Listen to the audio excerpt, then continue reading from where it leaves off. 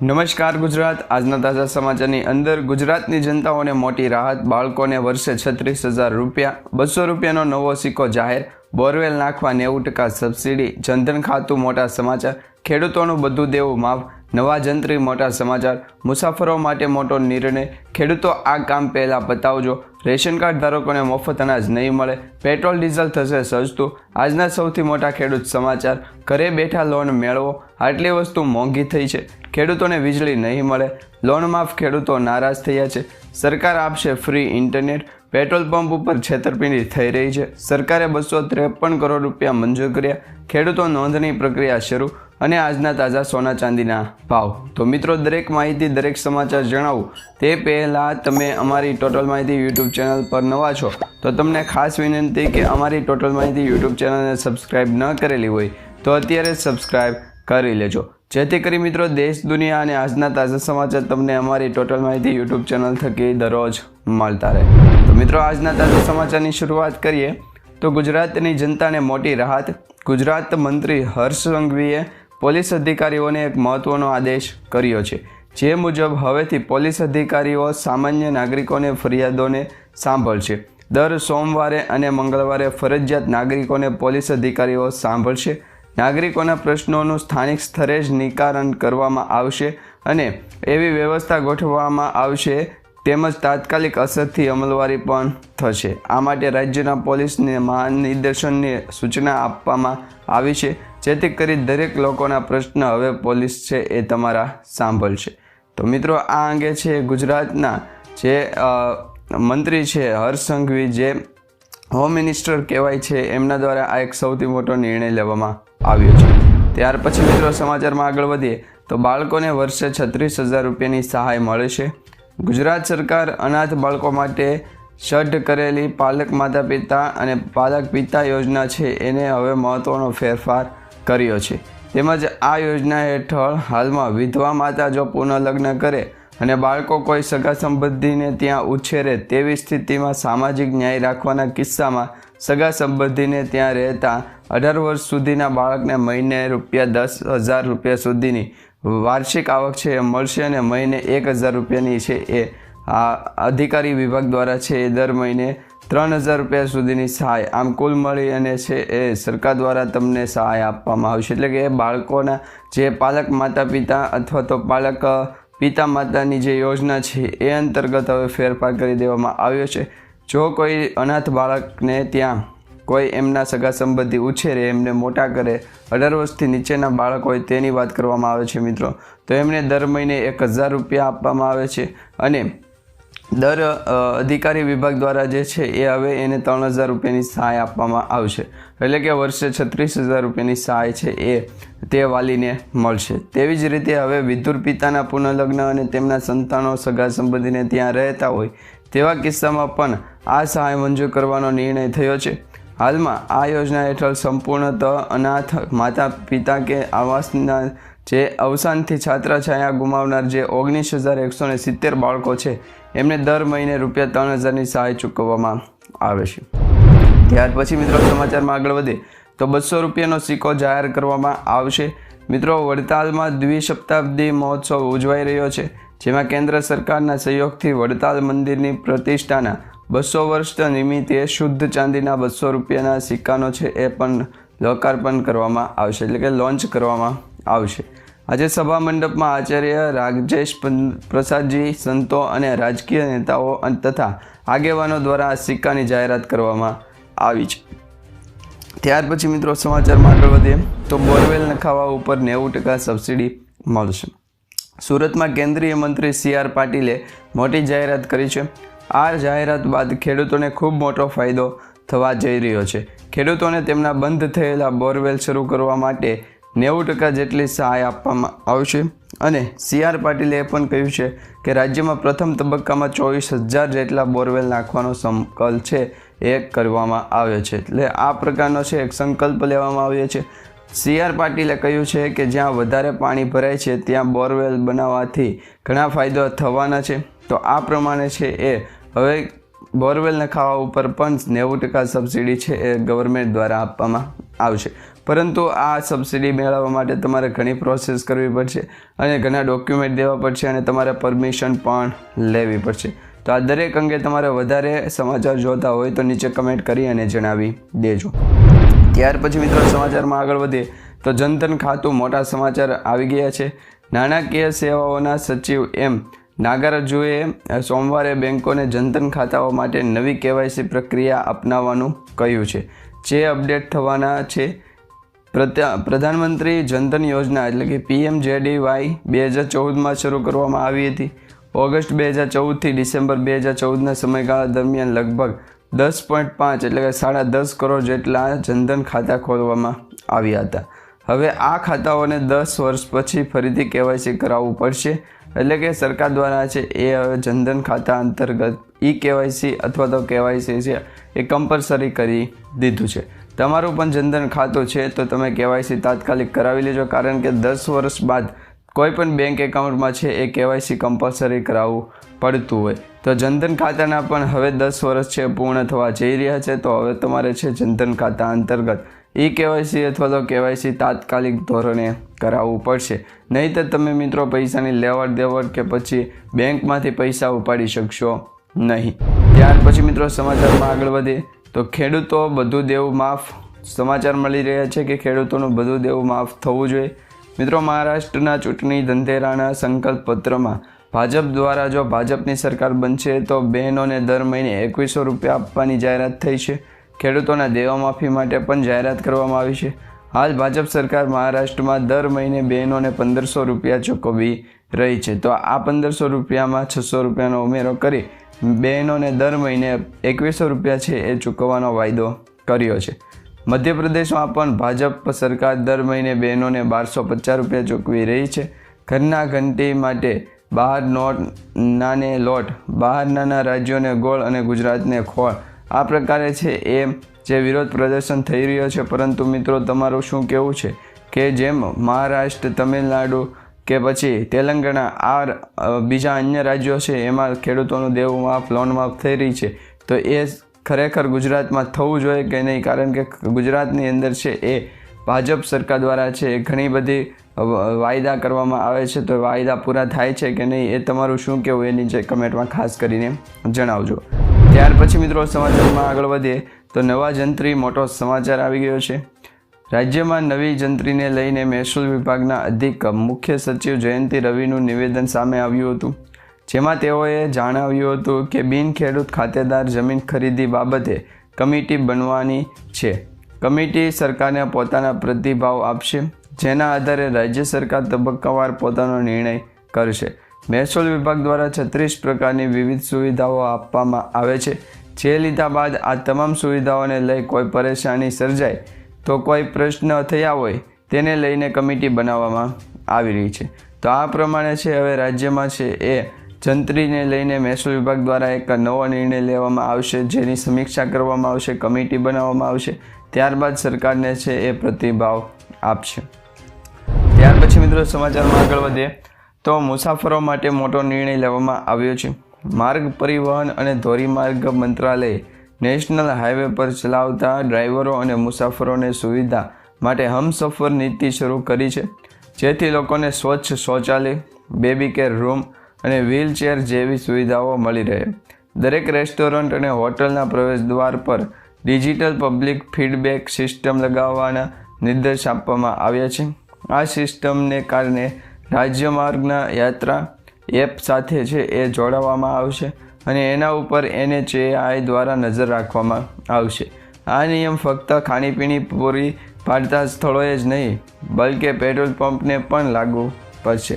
તો આ જે અત્યારે દરેક લોકોના મનમાં એક પ્રશ્ન છે એનું આપણે સમાધાન કરી નાખીએ, સોલ્યુશન કરી નાખીએ.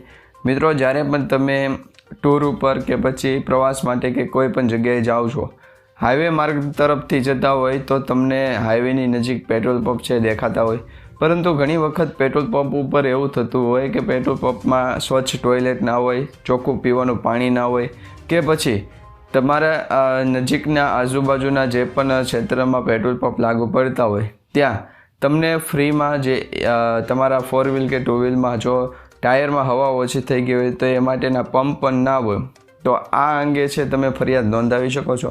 મિત્રો, ખાસ કરીને તમને જણાવી દઈએ કે હવેથી સરકાર દ્વારા જે નિર્ણય લેવામાં આવ્યો છે એ અંતર્ગત દરેક પેટ્રોલ પંપ ઉપર એક તો ફ્રી ટોયલેટ હોવું જોઈએ, સ્વચ્છ ટોયલેટ હોવું જોઈએ, ફ્રી પાણી હોવું જોઈએ અને સ્વચ્છ પાણી હોવું જોઈએ, અને ફ્રીમાં તમને છે એ એર એટલે કે હવા છે એ માટે પણ એક પંપ હોવો જોઈએ. તો આ 3 વસ્તુ છે એ ફ્રીમાં હોવી જોઈએ, જેની છે એ દરેક પેટ્રોલ પંપ ધારકોએ છે એ ખાસ નોંધ લેવી, કારણ કે સરકાર દ્વારા હવે છે એ સૌથી મોટા નિર્ણયોમાં ફેરફાર કરવામાં આવી રહ્યા છે. ત્યાર પછી મિત્રો સમાચારમાં આગળ વધીએ તો ખેડૂતો આ કામ પહેલાં પતાવજો, નહીં તો તમને છે એ PM કિસાન યોજના અંતર્ગતનો આગામી હપ્તો એટલે કે 19મો હપ્તો છે એ મળશે નહીં. મિત્રો, અત્યારે સમાચાર મળી રહ્યા છે કે ખેડૂતોએ જે કામ છે તાત્કાલિક પતાવવું પડશે. એગ્રીટેક પ્રોજેક્ટ હેઠળ ભારત સરકાર અને ગુજરાત સરકારના સંયુક્ત પ્રયાસથી રાજ્યના ખેડૂતોને ખેડૂત રજિસ્ટ્રી હેઠળ આધાર ID જેવી ફાર્મર ID મળે છે. રાજ્યમાં 15મી ઓક્ટોબર 2024થી ખેડૂતોની નોંધણી શરૂ થઈ ગઈ છે. ભારત સરકારે PM કિસાનના આગામી ફેબ્રુઆરી મહિનાના હપ્તા માટે ખેડૂત ID કાર્ડને નોંધણી છે એ ફરજિયાત કરી છે. તમારી પાસે ખેડૂત ID card, farmer ID card હોય તો જ તમને 19મો હપ્તો મળશે. ત્યાર પછી મિત્રો સમાચારમાં આગળ વધીએ તો રેશન કાર્ડ ધારકોને આટલી વસ્તુ મફત. જો તમે પણ પ્રધાનમંત્રી ગરીબ કલ્યાણ યોજનાનો લાભ લઈ રહ્યા છો તો હવેથી તમને 35 કિલો મફત અનાજ મળશે. મોદી સરકારે નવા વર્ષમાં આ માટે મોટો નિર્ણય લીધો છે અને તે માટે તમામ રાજ્યોને દિશા નિર્દેશન પણ આપી દીધા છે. રાજ્યમાં અંદાજે 80 કરોડથી વધુ લોકોને મફત અનાજની સુવિધા મળશે. તમે આખા મહિનામાં ગમે ત્યારે મફત અનાજ રેશન છે એ મેળવી શકો છો. આમાં મહત્ત્વની વાત એ છે કે તમને આખું વર્ષ ફ્રી અનાજનો ફાયદો મળશે.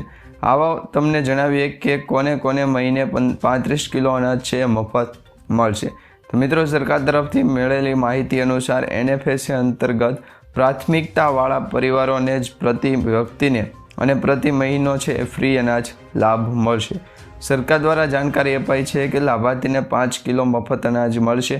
તો અંત્યોદય અન્ન યોજના અંતર્ગત પરિવારને 35 કિલો પ્રતિ પરિવાર દર મહિને છે એ મફત અનાજ મળશે. ત્યાર પછી સમાચારમાં આગળ વધીએ તો પેટ્રોલ અને ડીઝલ થયું છે સસ્તું.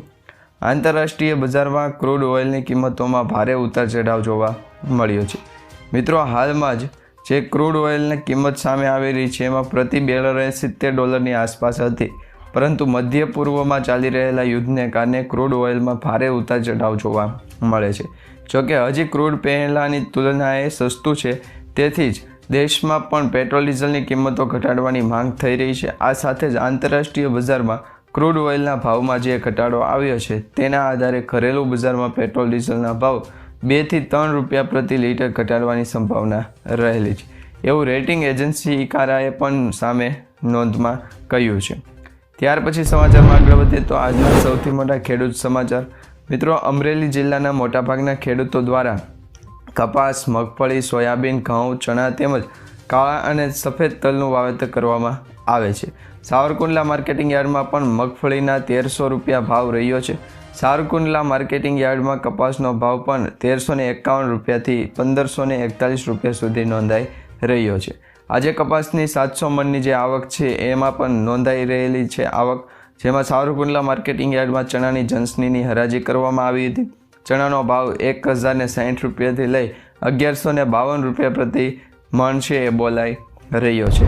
હવે મિત્રો, સાવરકુંડલા માર્કેટિંગ યાર્ડમાં જે સફેદ તલ અને કાળા તલની હરાજી કરવામાં આવી હતી એમાં સફેદ તલનો ભાવ 2600 રૂપિયાથી લઈ અને 2800 રૂપિયા નોંધાયો હતો. માર્કેટિંગ યાર્ડમાં તલ કાળા અને નો જે ભાવ છે એ 2570 રૂપિયાથી લઈ અને 2670 રૂપિયા ભાવ મળી રહ્યો છે ખેડૂતોને. યાર્ડમાં 28 મણ તલની પણ આવકનો નોંધણી થઈ હતી. સાવરકુંડલા માર્કેટિંગ યાર્ડમાં લોકવન ઘઉં અને ટુકડા ઘઉંની પણ હરાજી કરવામાં આવી હતી. તો લોકવન ઘઉંનો ભાવ છે 435 રૂપિયાથી લઈ અને 549 રૂપિયા બોલાયો હતો, જ્યારે ટુકડા ઘઉંનો ભાવ છે 450 રૂપિયાથી લઈ 602 રૂપિયા નોંધાયો હતો. તો માર્કેટિંગ યાર્ડમાં જે 4175 મણ ઘઉંની પણ આવક છે એ નોંધાઈ હતી. ત્યાર પછી મિત્રો સમાચારમાં આગળ વધીએ તો આ કાર્ડ ઉપર તમને હવે ઘરે બેઠા લોન મળશે. જી હા મિત્રો, ખેડૂતોને મહત્તમ આર્થિક લાભ મળે અને આર્થિક નીતિઓનો લાભ મળે તે માટે કેન્દ્ર સરકારે તે દિશામાં કામ કરી રહ્યું છે. હવે ખેડૂતોને મોબાઈલ એપ્સ દ્વારા થોડી પ્રક્રિયા કર્યા બાદ તેમના ખેતરમાં બેસીને લોન મળશે. ગાંધીનગરમાં ચાલતી જે G20ની મિટિંગ હતી એમાં RBI તેના ખાસ પાયલોટ પ્રોજેક્ટનું પ્રદર્શન કર્યું હતું. હવે ખેડૂતે લોન લેવા માટે પણ બેંકમાં જવાની જરૂર નહીં પડે, પરંતુ તેની એપ દ્વારા જ લોન મળશે. હાલમાં કેટલાક રાજ્યોમાં આ પાયલોટ પ્રોજેક્ટ હેઠળ કામ ચાલી રહ્યું છે, પરંતુ ટૂંક જ સમયમાં આ યોજના સમગ્ર ભારતમાં લાગુ કરવામાં આવશે, જેથી જે પણ ખેડૂત કિસાન ક્રેડિટ કાર્ડ યોજના માટે ઓનલાઈન અને ઓફલાઈન બંને માધ્યમથી અરજી કરી શકશે. ઓનલાઈન અરજી માટે તમે બેંકોની સત્તાવાર વેબસાઇટની મુલાકાત લઈ શકો. બેંકોમાં જઈને કિસાન ક્રેડિટ કાર્ડ વિકલ્પ પસંદ કરી શકો. ત્યારબાદ ઓનલાઈન ફોર્મ ભરો અને સબમિટ કરો. જ્યારે ઓફલાઈન એપ્લિકેશન માટે તમે તમારી નજીકની બેંકમાં જાઓ અને ફોર્મ સબમિટ કરો. આધાર કાર્ડ, પાન કાર્ડ, મતદાર ID card, driving licence, passport સાઇઝનો ફોટો, 7/12ની નકલ, આ તમામ દસ્તાવેજોની જરૂર તમારે પડશે. તો આ અંગે છે તમે ઓનલાઈન ઘરે બેઠા પણ તમે લોન લઈ શકો છો. કિસાન ક્રેડિટ કાર્ડ તમારી પાસે છે તો નીચે કમેન્ટમાં અમને જણાવી દો, જેથી કરી અમે તમને એ પણ જણાવશું કે સરકાર દ્વારા 3 લાખ રૂપિયાની લોનનો છે એ ફાયદો કઈ રીતના લઈ લેવો. ત્યાર પછી સમાચારમાં આગળ વધીએ તો GST બેઠક ઉપર આટલી વસ્તુ સસ્તી થઈ છે. GST કાઉન્સિલિંગની આગામી બેઠક 2023-24 માટે ડિસેમ્બરે યોજાય તેવી શક્યતા રહેલી છે. આ વખતે રાજસ્થાનમાં યોજનારી આ બેઠકમાં ઘણા મહત્ત્વના નિર્ણયો લેવામાં આવી શકે છે. મહત્ત્વનું એ છે કે મિત્રો, અહેવાલો મુજબ આ બેઠકમાં સ્વાસ્થ્ય અને જીવન વીમા પ્રીમિયમ ઉપર GST નાબૂદ કરવાની જાહેરાતો થઈ શકે છે. અને આ અંતર્ગત છે એ કેન્દ્રીય નાણામંત્રી નિર્મલા સીતારમણની રાજ્યોના નાણામંત્રીઓ સાથે પ્રી બજેટ ચર્ચાઓ પણ કરવામાં આવી હતી.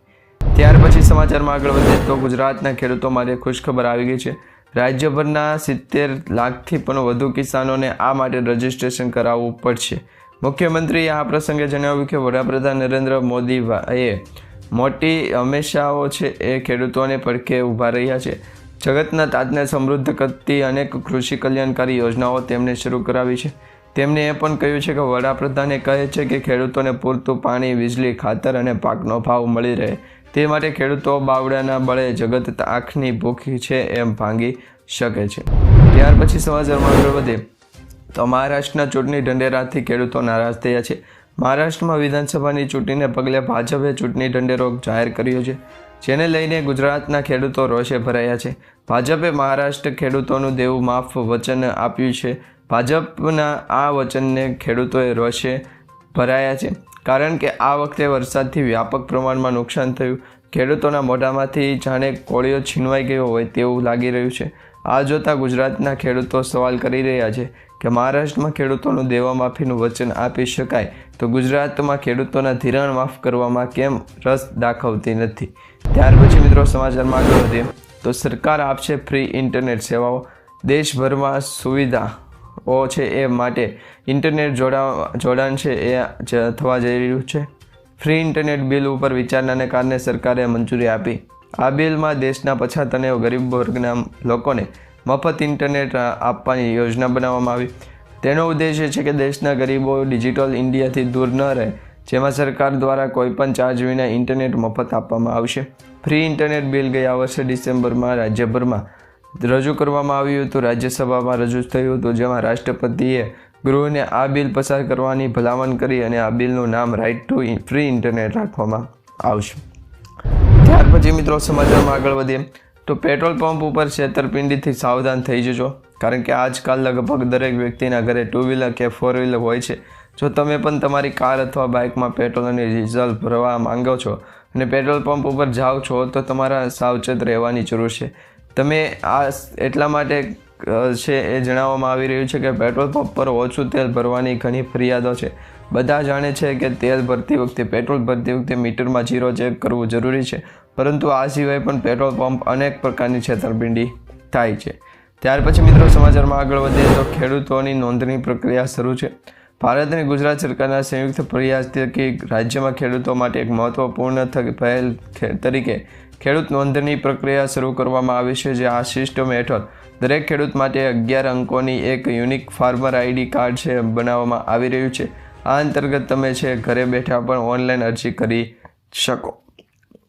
ત્યાર પછી મિત્રો સમાચારમાં આગળ વધીએ તો આજના તાજા સોના ચાંદીના ભાવ સામે આવી રહ્યા છે, જેમાં ગુજરાત રાજ્ય અને ભારત દેશની વાત કરવામાં આવે તો સોના ચાંદીના ભાવ શું છે. આજે 22 કેરેટ 10 ગ્રામ સોનાના ભાવ 850 રૂપિયાનો વધારો થયો છે. તે સાથે જ નવો ભાવ છે 72,900 રૂપિયા સુધી પહોંચી ગયો છે. તો ગઈકાલે તેમનો ભાવ છે 72,050 રૂપિયા સુધી પહોંચી ગયો હતો. જ્યારે મિત્રો 24 કેરેટ